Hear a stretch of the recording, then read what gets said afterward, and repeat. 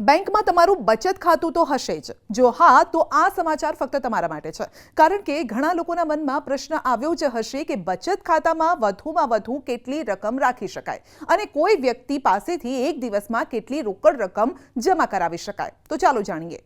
Bank એકાઉન્ટમાં રૂપિયા ન માત્ર સુરક્ષિત રહે છે, પરંતુ તેના પર મોટું વ્યાજ પણ મળતું હોય છે। ભારતમાં ગત કેટલાક વર્ષોમાં એક મોટી આબાદી બેન્કિંગ સિસ્ટમ સાથે જોડાઈ છે।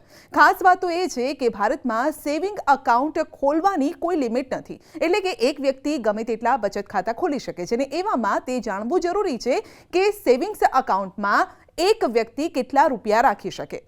ઝીરો બેલેન્સ છોડીને અન્ય બધા સેવિંગ્સ એકાઉન્ટમાં મિનિમમ બેલેન્સ રાખવું અનિવાર્ય છે। નાણાં નિષ્ણાતોના મતે નાણાકીય વર્ષ એટલે કે 1 એપ્રિલથી 31 માર્ચ સુધી બચત ખાતામાં જમા કે ઉપાડેલી રોકડની કુલ રકમ 10 લાખથી વધુ ન હોવી જોઈએ। જો આ મર્યાદા ઓળંગાય છે તો બેંક આ ટ્રાન્ઝેક્શનની જાણ આવકવેરા વિભાગને કરતી હોય છે અને આ નિયમ FD, cache deposit, mutual fund, bond અને શેરોમાં રોકાણ પર પણ લાગુ પડે છે। વધુમાં આવકવેરા કાયદાની કલમ 269 ST હેઠળ એક દિવસમાં રૂપિયા 2 લાખથી વધુ રોકડ મેળવવા પર પ્રતિબંધ છે। જો કોઈ એક દિવસમાં બચત ખાતામાં 50,000 કે તેથી વધુ રોકડ રકમ જમા કરાવે તો પાન કાર્ડની માહિતી પણ આપવી ફરજિયાત છે। જો તમારી પાસે પાન કાર્ડ નથી તો તમારે ફોર્મ 60 અથવા તો 61 સબમિટ કરવું પડે છે।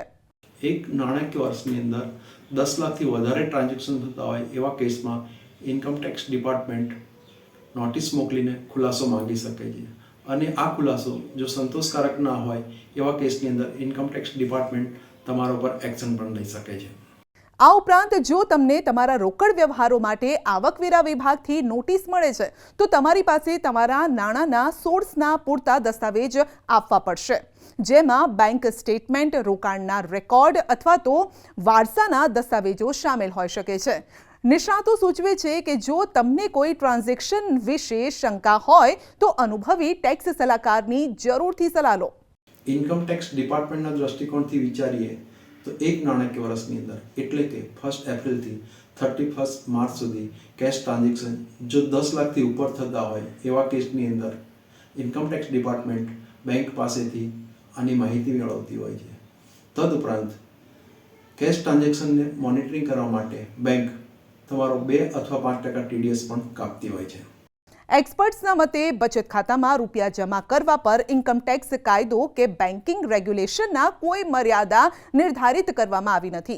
બેંકના સેવિંગ્સ એકાઉન્ટ પર રાખવામાં આવેલી રકમ પર જે વ્યાજ લાગે છે તેના પર બેંક એકાઉન્ટ હોલ્ડરે ટેક્સ આપવાનો હોય છે। બેંક 10% TDS વ્યાજ પર કાપે છે અને વ્યાજ પર ટેક્સ ચૂકવવાનો હોય છે, પરંતુ તેના પર પણ કપાતનો લાભ લઈ શકાય છે।